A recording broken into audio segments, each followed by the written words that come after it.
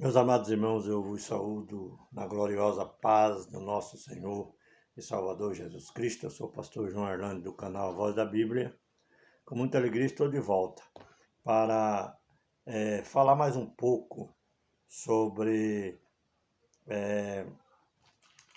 o texto que nós lemos ontem, sobre o vídeo que eu gravei ontem. Eu disse que eu ia continuar falando algumas coisas sobre aquele assunto que fala sobre Efraim e Judá, a restauração, a unificação dos reinos, novamente, dos dois reinos, casa de Judá e casa de Efraim. E eu parei aqui nesse versículo de número 15. E eu quero fazer uma rápida meditação sobre o versículo 15 do capítulo 5. Depois nós vamos entrar no capítulo 6 para resumir esse outro vídeo que eu quero fazer, para nós fazer um fechamento na palavra de Deus para a glória do Senhor. Antes de lermos o texto, eu quero que você se inscreva no canal A Voz da Bíblia do Pastor João, dá o seu joinha, aperta o sininho, compartilhe o vídeo e faça seu comentário, porque você vai ajudar a alcançar outras e outras pessoas também ouvindo a palavra do Senhor, e nós vamos restaurando a igreja do Senhor Jesus Cristo, vamos restaurando o povo de Deus, vamos restaurando as ovelhas perdidas da casa de Israel, porque nós também temos pressa da unificação dos dois reinos, nós temos pressa que o Senhor Jesus venha para que nós possamos entrar no milênio com o Senhor, reinando com Ele durante 1000 anos e depois para toda a eternidade. Louvado seja o nome do Senhor. Versículo 11 do capítulo 5, olha bem que no vídeo anterior que eu gravei ontem, eu falei sobre esse assunto, mas eu quero só refrisar novamente aqui o verso 15, para os irmãos entender o assunto que eu quero resumir a respeito de Efraim e Judá neste momento.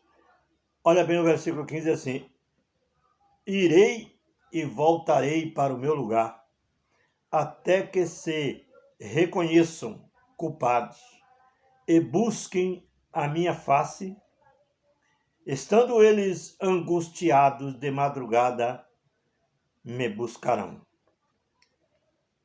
Eu encerrei o vídeo de ontem nesse assunto, mas vamos entrar no capítulo 6, diz assim: vinde e tornemos para o Senhor, porque ele despedaçou e nos sarará, fez a ferida e ligará, depois de 2 dias nos dará a vida, e ao terceiro dia nos ressuscitará, e viveremos diante dele.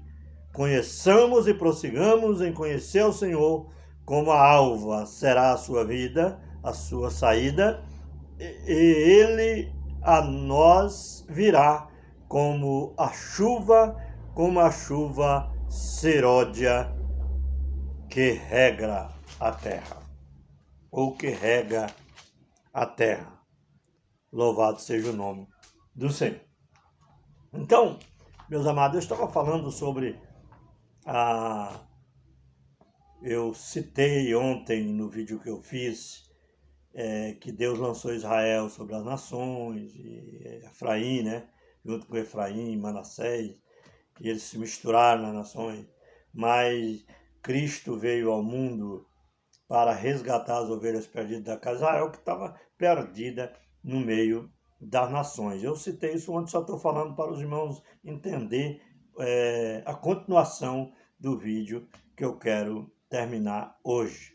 Aí nós vemos que o Senhor Jesus veio, né? Ele se fez carne, habitou entre nós, e ele assumiu sobre si as nossas culpas, os nossos pecados, e foi à cruz, ao tribunal, para julgá-los, e morreu no nosso lugar para nos dar vida, para nos dar salvação. Nós vemos que se o Senhor Jesus não assumisse os nossos pecados, se ele não assumisse as minhas culpas, se ele não assumisse as suas culpas, se ele não assumisse os meus pecados, e não assumisse os teus pecados, Se ele não tivesse se feito pecado para condenar o pecado na carne, ele não morreria. Mas, pastor João, como assim? Porque Jesus é a vida. Quem mataria a vida? Quem destruiria com a vida? Ninguém. Nem o inferno, nada pode matar a vida. Ele é a vida. Como que ele morreria? Ele só morreu porque ele se fez pecado. Porque o meu pecado estava sobre ele. Porque o seu pecado estava sobre ele. Todos os nossos erros, nossas ignorâncias, nossas falhas, ele assumiu para ele. Só que ele só não obedeceu à voz do pecado nosso que estava nele. Ele não ouviu a voz do pecado. Ele teve muitas oportunidades, várias ofertas, né? Inclusive até o próprio diabo pregou para ele lá no Monte da Tentação e disse: se tu és o Filho de Deus, manda que essas pedras se transformem em pão e tal, querendo iludir o Senhor. Se Jesus ouvisse a Satanás, nós estaríamos perdidos. Mas ele disse: nem só de pão viverá o homem, mas de toda palavra que sai da boca de Deus. O diabo levou ele no pináculo do templo e disse: lança-te daqui abaixo, porque está escrito: aos teus anjos dará ordem a teu respeito para te guardarem em todos os teus caminhos. Eles te sustentarão nas mãos para que não tropece com teu pé em alguma pedra. Aí Jesus olhou para Satanás e disse assim: mas também está escrito: não tentarás o Senhor teu Deus. Agora ele foi vencendo o inimigo, tá entendendo? Por isso que a Bíblia diz: resistir o diabo e ele fugirá de vós. A única forma que temos para vencer as trevas, vencer o mal, vencer o pecado, é quando nós fugimos do pecado. A única forma de vencermos o inimigo é quando nós resistimos ele. Se nós resistir ele com prudência, com fé, com amor, com dedicação, usar a espada do Espírito contra ele, então nós seremos vencedor em nome de Jesus. Então nós vemos que Jesus veio, se fez carne, habitou entre nós, parmelhou a terra da Palestina, fez milagres extraordinários, muitas maravilhas operou, mas ele assumiu a minha culpa, suas culpas, como eu acabei de dizer, e ele foi à cruz, morreu, mas ao terceiro dia ele ressuscitou. Essa palavra que ao terceiro dia, que eu li aqui, que está escrito aqui no versículo 1 do capítulo 6, vinde e tornemos para o Senhor, porque ele despedaçou e sarará, fez a ferida e ligará, depois de 2 dias nos dará a vida, e ao terceiro dia nos ressuscitará. Ao terceiro dia nos ressuscitará. Então, quer dizer, a Bíblia não está fazendo aqui uma alusão somente à morte de Cristo. Teve um valor tremendo aquilo ali, claro, uma representatividade, mas apontando para o futuro, entendeu? Espiritualmente, pela fé, nós já fomos ressuscitados com Cristo. Paulo pregou sobre isso. Então, quando Jesus morreu, ao terceiro dia, quando ele ressuscitou, espiritualmente falando, a sua igreja glorificada, o povo que está voltando, que está aceitando Jesus hoje, de coração, nem todos que aceitam Jesus, entendeu? Eles vão fazer parte da igreja e vão ser salvos. Por quê? Porque tem aquela semente que cai na beira do caminho, tem aquela semente que cai no meio de pedregais, tem aquela semente que cai no meio de espinhos, né? Vocês já leram muito bem, né? A semente que cai na beira do caminho. As aves do céu vêm, que simbolizam os demônios, o diabo, os espíritos malignos, e arrebata a palavra do coração daquela pessoa, e a palavra nem sequer ela germina para dar fruto, tá entendendo? Então, e tem aquela outra semente que cai no meio de pedra, ela nasce muito rápido, mas como não tem terra profunda, ela não consegue germinar nem enraizar, e vem o sol, ela nasce rápido, mas ela nasce aquela semente, aquela planta fraca, sem força nenhuma, porque no meio da pedra ela não se alimenta do adubo que a terra oferece para poder crescer e dar fruto. Então, ela vai e morre, seca logo por causa do sol. O sol aqui representa os males, os cuidados da vida, as coisas que acontecem na vida do cristão, e ele acaba cedendo ao pecado e não germina, ele não consegue crescer. Ele até tenta, mas não consegue. Tem muita gente que tenta servir a Deus, procura servir a Deus, tem muita gente que procura, se esforça até, aparentemente parece que ele se esforça, mas ele não consegue, porque ele não, a semente, o coração dele como terra é de pedra, não é um coração de uma boa terra, está entendendo? E outros é o coração à beira de caminho, as aves do céu vêm e comem. Outros, coração é cheio de espinhos, cheio de problema. A semente cai lá e ela é sufocada, ela tenta nascer, mas é sufocada com os espinhos, com o mal, com as maus intenções, com as coisas que o mundo oferece, sufoca e a semente não nasce para produzir frutos, tá entendendo? Mas tem outra semente que cai em terra boa. Quando ela cai em terra boa, ela germina, ela nasce um pé de planta viçoso, maravilhoso, e ela cresce viçosa e ela produz muitos frutos para o reino de Deus.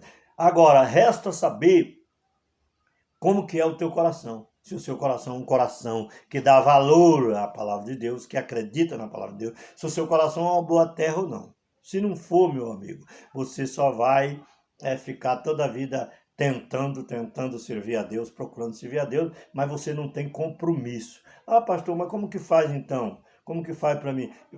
Depende tudo de você. Se você quiser que o seu coração se transforme num coração de terra boa, ele se transforma. Só que você tem que se regenerar, você tem que mudar, você tem que se converter, você tem que abandonar o mundo com as suas concupiscências, com as suas carnalidades, com as coisas que o mundo oferece. Você tem que nascer de novo, como Jesus disse para Nicodemo, tem que nascer de novo, porque se não nascer de novo, não pode ver o reino de Deus. Mas é possível o coração do homem mudar? É possível, se você quiser e você fazer força, porque o reino de Deus é tomada força. Aí o Senhor entra com providência e te ajuda e você consegue mudar. Agora, se você for aquele crente leviano, pé no mundo, pé na igreja, um crente que não tem compromisso com nada, um crente que leva uma vida relaxada, uma vida de qualquer maneira, nunca você vai conseguir mudar. Mas se você se esforçar, você consegue. Porque a Bíblia diz também, esforçai por entrar pela porta estreita, porque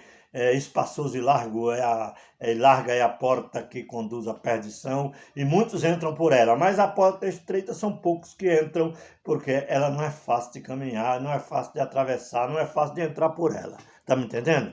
Louvado seja o nome do Senhor. Eu estou falando essas coisas para nós entender o que eu quero falar aqui nesta noite. E Jesus, ele morreu e ele ressuscitou. Quando ele ressuscitou, espiritualmente falando, ele já ressuscitou com a sua igreja preparada, a sua igreja ressuscitada, espiritualmente falando. Por quê? Agora, claro que esse trabalho na prática, na realidade, ele está acontecendo nesse período de 2000 anos, que aonde nós, o povo de Deus, estamos tocando trombeta como testemunha do Senhor, ganhando almas e muitas almas, porque o evangelho é como uma rede lançada no mar, ela pega todo tipo de peixe. Só que quando você puxa para a praia, aí você vai escolher os bons e põe no cesto e os ruins você lança fora. Assim é o evangelho. O evangelho colhe gente de tudo quanto é tipo. Agora, por quê? Será que o cara é ruim que não pode mudar? Não.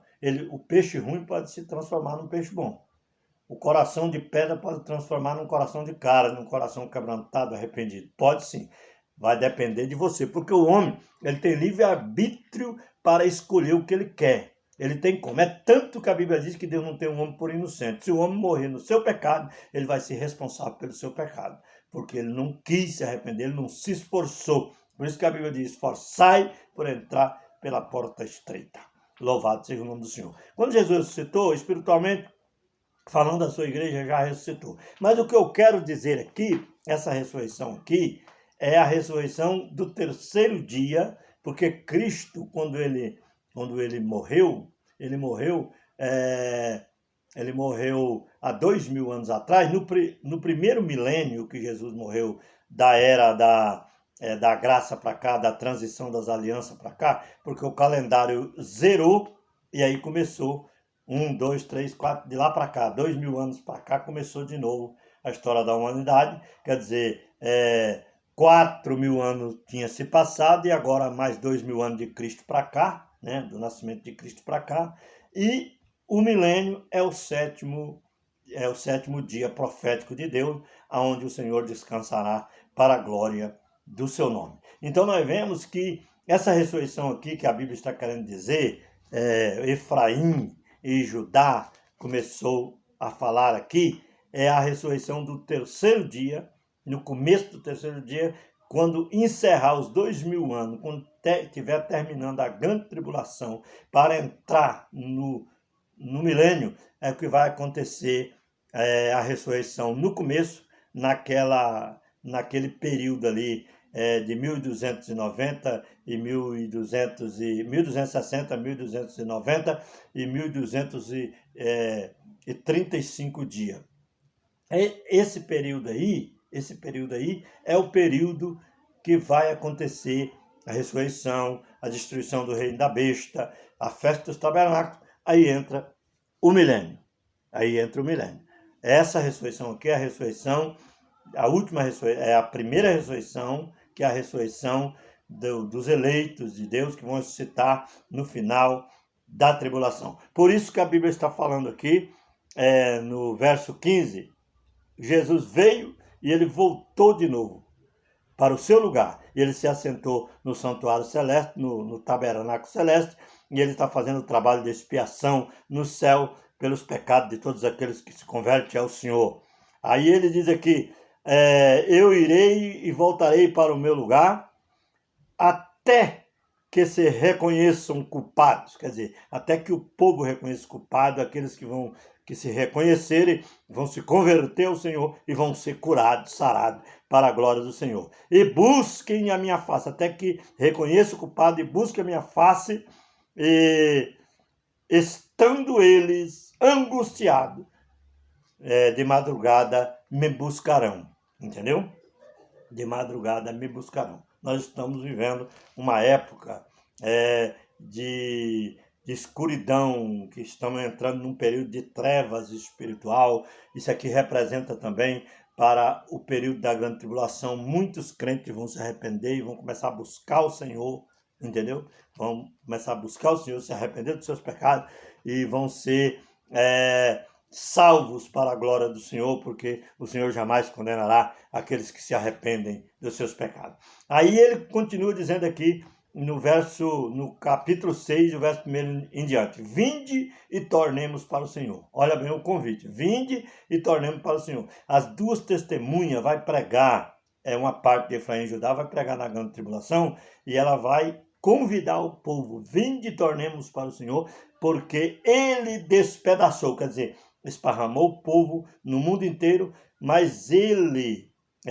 despedaçou e nos sarará, quer dizer, vai unificar de novo as duas casas de Israel num só povo, numa só casa, para a glória do nome do Senhor. Fez a ferida e ligará, quer dizer, Deus repartiu, entendeu?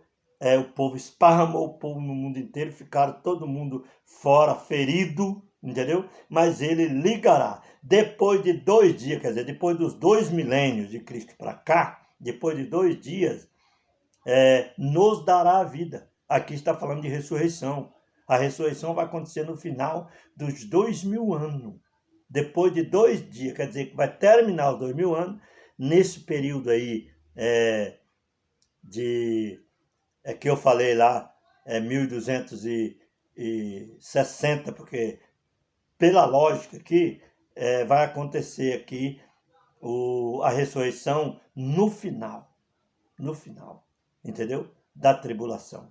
Vai acontecer a ressurreição. Aí está falando aqui, depois de 2 dias, nos dará a vida, e ao terceiro dia nos ressuscitará. No começo do milênio, quando tiver para entrar o milênio, no terceiro dia. Aí agora vai ter festa de tabernáculo, ele vai ressuscitar, vai derramar a ira, vai destruir com os reinos da terra e vai punir todo o reino da besta, vai pegar o anticristo e o falso profeta, lançar no lago de fogo, e vai pegar Satanás e prender por 1000 anos, aí começa o milênio. Entendeu? Aí começa o milênio e a igreja reinará com Cristo durante 1000 anos. Mas o que eu quero dizer para vocês é o seguinte: a igreja reinará com Cristo durante 1000 anos. Existe reino sem súdito, irmão? Não existe reino sem súdito. Não existe. Todo rei tem que ter súdito para ele reinar. E Cristo reinará na terra juntamente com a igreja. A igreja vai ser rei e sacerdote. Vai reinar para quem? Para as nações que não se curvaram diante do anticristo, nem adoraram o anticristo e a sua imagem.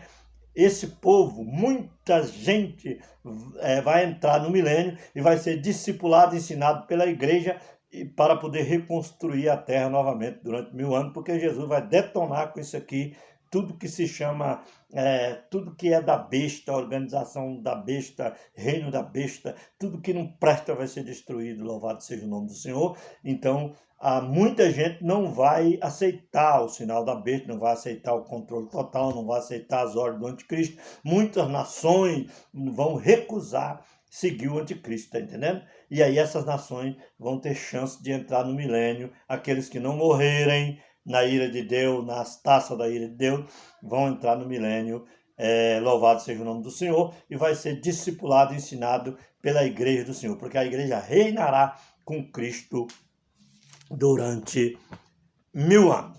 Mas, no começo, como eu disse, vai ter a festa de casamento, a festa dos tabernáculos, que simboliza a festa de casamento de Cristo com a igreja, e aí o Senhor julgará nações. O Senhor, o Senhor já derramou as 7 taças da ira, o Senhor já julgou as nações, agora o Senhor vamos entrar na festa dos tabernáculos, Satanás será preso por 1000 anos, aí entra a festa dos tabernáculos, e aí nós reinaremos com ele durante 1000 anos para as nações que restarem na terra, para a glória do nome do Senhor. E Satanás será preso durante 1000 anos, e o povo se multiplicarão, o povo crescerão, o povo vai ser discipulado, ensinado pela igreja, mas tem ainda um inimigo que não foi vencido. Ainda está certo que o diabo ainda não foi derrotado totalmente, ele foi preso por 1000 anos, só que a morte vai ficar solta, vai ficar atuando normal durante os 1000 anos. Quando estiver terminando 1000 anos, importa que Satanás seja solto por um pouco de tempo. Aí ele vai ser solto por um pouco de tempo, ele vai sair agora a enganar as nações, ele vai ajuntar Gog e Magog e vai fazer guerra contra Cristo e os seus eleitos. Aí desce fogo do céu e consome todos aqueles que se desviarem, porque muita gente vão se desviar seguindo Satanás no final do milênio. Aí o Senhor pega Satanás e lança no lago de fogo, junto com todos aqueles que saíram com ele na batalha contra o Cordeiro e os seus eleitos. Ele lança eles no lago de fogo, e aí a morte também vai ser lançada no lago de fogo. O inferno e a morte também vai ser lançado no lago de fogo. E aí, o que vai acontecer? A Bíblia diz, que no final do milênio vai ter guerra, do inimigo contra o povo de Deus. Aí o Senhor, o grande trono branco vai descer, ele vai julgar todas as nações que viveram no milênio fisicamente, que não morreram, viveram 1000 anos, foram obedientes, tá entendendo?